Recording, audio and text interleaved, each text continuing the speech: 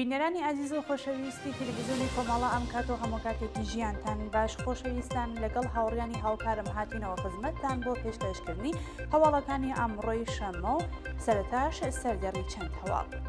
کۆبوونەوەی کرێکاران و کارمەندانی مخابرات لە سەقز و چەند شاری ئێران.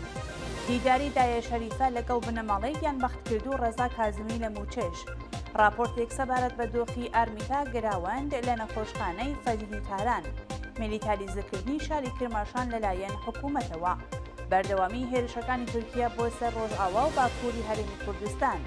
پەیامی پیرۆزبایی بەندکراوانی سیاسی بۆ نەرگس محەممەدی. داواکاری لێبوردنی نێودەوڵەتی بە ناردنی شاندێکی سربەخۆ لە دۆسیەی ئارمیتا گەراوەند. چوونەسەرەوەی 3 بۆ 4 هێندەی هەزینەکانی دەرمان بۆ کرێکارانی خانەنشین کراو و هێرشی حماس بۆ سەر ئیسرائیل و کوژان و برینداربوونی چەندین کەس.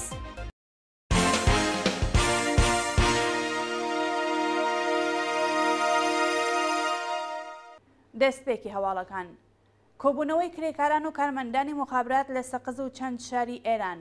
ڕۆژی شەممە 15 مانگی ڕێزبەر کرێکاران و کارمەندانی شیرکەتی مخابرات لە شاری سەقز و چەند شاری دیکەی ئێران دژ بە دۆخی خراپی مەعیشەت کۆبوونەوە.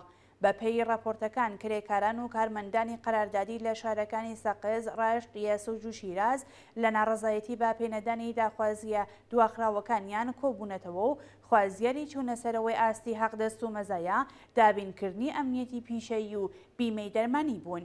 بەشداربووان هەروەها داوایان کرد لە دۆخی پیشەییان چاکسازی بکرێت و بایەخ بە کێشە و گرفتەکانیان بدرێت. دیداری دایە شەریفە لەگەڵ بنەماڵەی گیانبەختکرد و ڕەزا کازمی لە موچێش.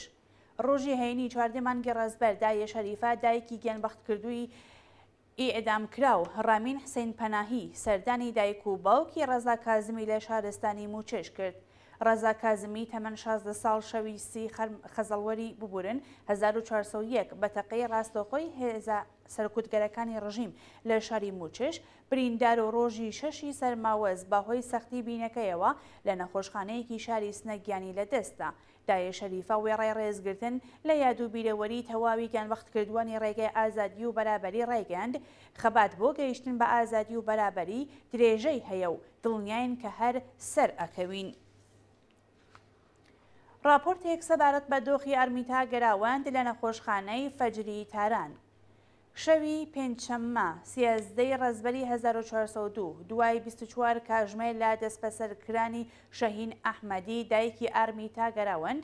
هێزە ئەمنیەکان بەڵێننامەیان لێ وەرگرتووە و هەڕەشەیان لێ کردووە کە هیچ زانیاریەک سەبارەت بە دۆخی کچەکەی بڵاو نەکاتەوە.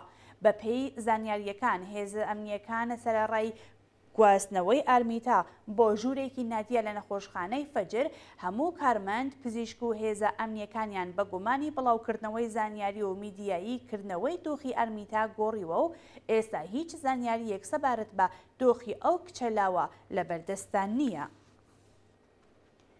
ڕاگەاندنی دایکانی دادخوازی سنە بۆ کۆبوونەوە لەسەر مەزاری گیانبەختکردووان. ڕۆژی هەینی 14 مانگی ڕێزبەر دایکانی دادخوازی سنە لە ڕاگەاندراوێکدا داوایان لە خەڵکی ئازادی خوازی کوردستان کرد کە ڕۆژی 16 ڕێزبەری 1402 لەسەر مەزاری گیانبەختکردووانی ڕێگای ئازادی و بەرابەری کۆببنەوە. ڕۆژی ڕابردوو دایکانی دادخوازی سنە لەسەر مەزاری گیانبەختکردووان پەیمان منبەری، یەحیا ڕەحیمی، داریوش عەلیزادە و محەممەد ئەمینی کۆبوونەوە و لە ڕاگەاندراوێکدا داوایان لە خەڵکی ئازادی خوازی کوردستان کرد کە بۆ ڕۆژی 16 ڕێزبەری 1402 لەسەر مەزاری گیانبەختکردووانی ڕێگای ئازادی و بەرابەریدا کۆببنەوە و پەیمان لەگەڵ ئاواتەکانیان نوێ بکەنەوە. دایکانی دادخواز هەروەها وتیان مەبەست نیشاندانی یەکڕێزی و یەکگرتووی مانە و ئەمانەوێت بۆ دەسەڵات ڕوونی بکەینەوە کە ڕێگەمان هەمان ڕێگای داریوش، پەیمان، یەحیا و محەممەدە و ئەوە تەنیا ڕێگای ڕزگاریمانە. میلیتاریزەکردنی شاری کرماشان لەلایەن حکوومەتەوە. بەپێی هەواڵی گەیشتوو ڕژیمی سەرکوتگەری کۆماری ئیسلامی لە ترسی سەرهەڵدانی خەڵک ئەو شارەی بە تەواوی میلیتاریزە کردووە و هێزەکانی باکەرەستەی نیزامیەوە لە شەقامەکاندا جێگی کردووە. بەپێی ئەو وێنانەی بەدەستمان گەیشتووە ئازادی خوازانی کرماشان سەبارەت بە ناڕوونی دۆخی ئەرمیتا گەراوەند هۆشداریان داوەتە ڕژیم و بەرپرسانی پارێزگای کرماشان هێزێکی زۆریان لە ترسی سەرهەڵدانی خەڵک لە شەقام و گۆڵانەکاندا جێگیر کردووە و ڕێگە لە کۆبوونەوەی چەند کەسی خەڵک دەگرن. برینداربوونی کۆڵبەرێک بە تەقەی هێزەکانی ڕژیم لە پیرانشار. شەوی پێنجشەممە 13 مانگی ڕەزبەر کۆڵبەرێکی خەڵکی پیرانشار بە ناوی مەولود بیشیر بە تەقەی هێزەکانی ڕژیم لە سنووری دڵاوان بە سەختی بریندار بوو. بەپێی راپۆرتی کۆڵبە نیوز مەولود بیشیر لە سنووری دڵاوانی پیرانشار بە فیشەکی هێزەکانی ڕژیم پێکراوە و بە مەبەستی وەرگرتنی چارەسەری پزیشکی ڕەوانەی نەخۆشخانەیەکی شاری ورمێ کراوە. شایانی باسەکە ڕۆژی چوارشەممەش کۆڵبەرێکی دیکە بە ناوی فایق عەلی موحەممەدی خەڵکی سەقز بە تەقەی ڕاستەخۆی هێزەکانی ڕژیم لە سنووری بەسام لە ناوچەی سەرشیوی سەقز بریندار کرابوو. بەردەوامی هێرشەکانی تورکیا بۆ سەر ڕۆژئاوا و باکووری هەرێمی کوردستان. ڕۆژی هێنی 14 مانگی ڕەزبەر ئەرتەشی تورکیا بۆ جارێکی دیکە ناوچەی ئامێدی لە هەرێمی کوردستان و شارەکانی کۆبانی، ئامودا، دێرک و حەسەکەی بردومان کرد و چەندین کوژە و برینداری لێکەوتەوە. بەپێی راپۆرتەکان ئەرتەشی تورکیا ژێرخانەکانی خزمەتگوزاری وەکو کێڵگەی نەوت، وێزگەی گاز و بنزین، وێزگەی کارەبا و ئاو، کارگەی چیمەنتە و هەروەها نەخۆشخانەی لە شارەکانی کۆبانێ، قەمیشلو، ئامودا، دێرک و حەسەکە کردووەتە ئامانج و بەپێی دوای نزانیاری تا بە ئێستا 15 کەس گیانیان لەدەستاوە و 13 کەسی دیکەش بریندار بوون. جێگای ئاماژەیەکە هێزەکانی ڕزگاری ئەفرین و شەڕبانانی سووریای دموکراتیک لە وەڵامی هێرشەکانی تورکیا بنکەی سەربازی گروپەکانی سەر بە وڵاتیان تۆپباران کرد و بەهۆیەوە 6 سەربازی تورک و 5 تێرۆریستی ئیسلامی کوژراون و دەیان تێرۆریستی دیکەش بریندار بوون.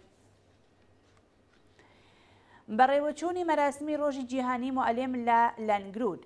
ڕۆژی پێنجشەممە 13 مانگی ڕەزبەر کۆمەڵێک لە چالاکانی سنفی فەرهەنگیانی شاری لەنگرود هاوکات لەگەڵ ڕۆژی جیهانی موعەلیم مەراسمێکیان بەڕێوەبرد.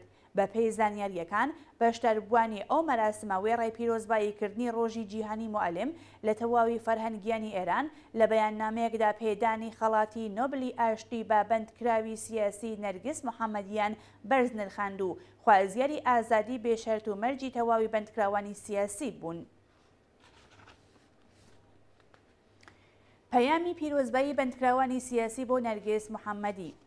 ڕۆژی هەینی 14 مانگی ڕەزبەر 8 بەندکراوی سیاسی بە ناوەکانی مۆستەفا تاجزادە، حسین ڕەزاق، ئارەش خوسرەوی، مهدی مەحمودیان، سەعید مەدەنی، نەوید مەیهەندوست و محەممەد نەجەفی لە بەیاننامەیەکدا پێدانی خەڵاتی نۆبلی ئاشتی بە نەرگس محەممەدیان پیرۆزبایی کرد. لە بەشێکی ئەو بەیاننامەیەدا هاتووە پێدانی خەڵاتی نۆبلی ئاشتی بە ئێوە بۆ ئێمە و تەواوی میلەتی ئێران بە تایبەت ژنان و کچان سەرمایەیەکی نەتەوەیە و ئامانجی سەبر بەرخودان، پێداگیری و تێکۆشانی بەردەوام بۆ لە نێوبردننی هەر چەشنە هەڵاوەردن و پێشێلکردنی مافی شارۆمەندیە. واژۆکارانی ئەو بەیاننامەیە هیوایان خواست کە ئەم ڕووداوە دەرفەتێکی نوێ بێت بۆ درێژەدان بە خەباتی ئازادی خوازانە و بۆ بەدەستەبەرکردنی مافی دیاریکردنی چارەنووس و ئامانجەکانی شۆڕشی ژن، ژیان ئازادی و هەروەها مافەکانی مرۆڤ. داواکاری لێبوردنی نێودەوڵەتی بۆ ناردنی شاندێکی سربەخۆ لە دۆسیەی ئەرمیتا گەراوەند.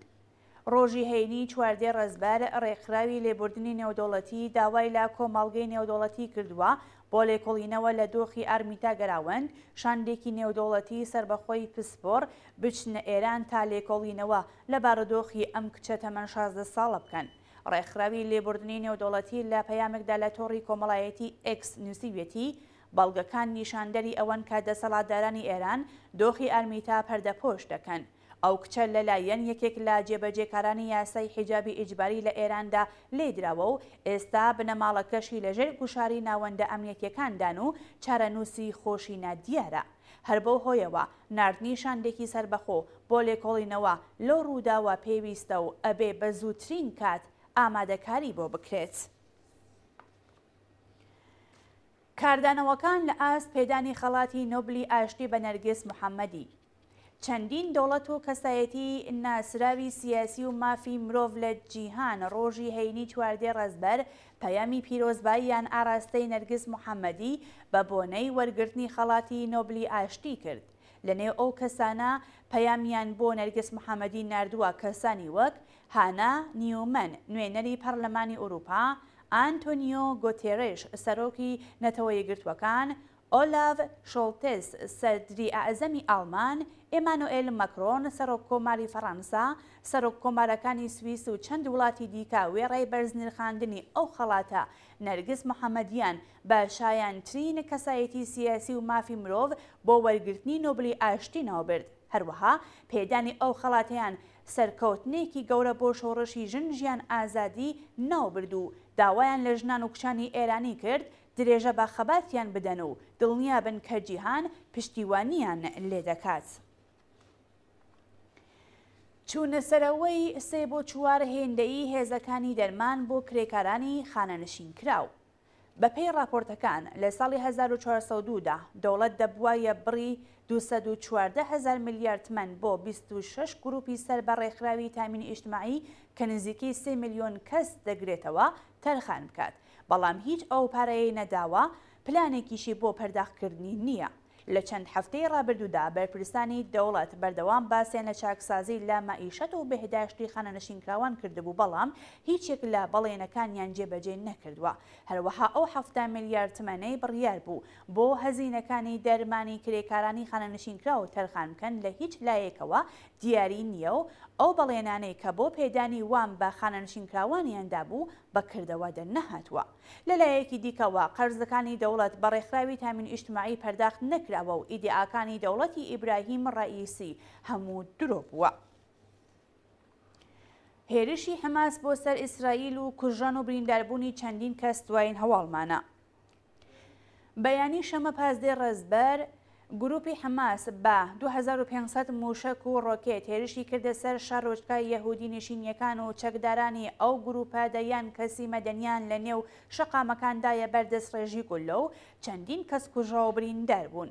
محەممەد زەیف فەرماندەی کەتائیبی ئەلئەقسامی سەر بە حەماس بەیانی شەمە هێرشی زریانی ئەلئەقسای دژ بە ئیسرائیل ڕاگەیاند و پاش ئەو لێدوانە هێرشە موشکی و ڕۆکێتیەکان بۆ سەر شارەکانی تەل‌ئاڤیڤ، سەدروت و کەرانەی باختەری چۆمی ئۆردۆن دەستی پێکرد.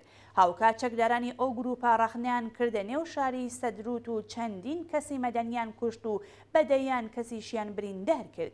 جگە ئاماژەیەکە بنکەیەکی پۆلیس لە شاری سەدروت کەوتووەتە دەست چەکدارانی حەماس و بەرپرسانی دەوڵەتی ئیسرائیل هەڕەشەی توندیان لە گروپی حەماس کردووە. بەڵێ بینەرانی خۆشەویست هەواڵەکان پێشکەشتان کرا، فەرمون بۆ بینینی درێژەی بەرنامەکانمان.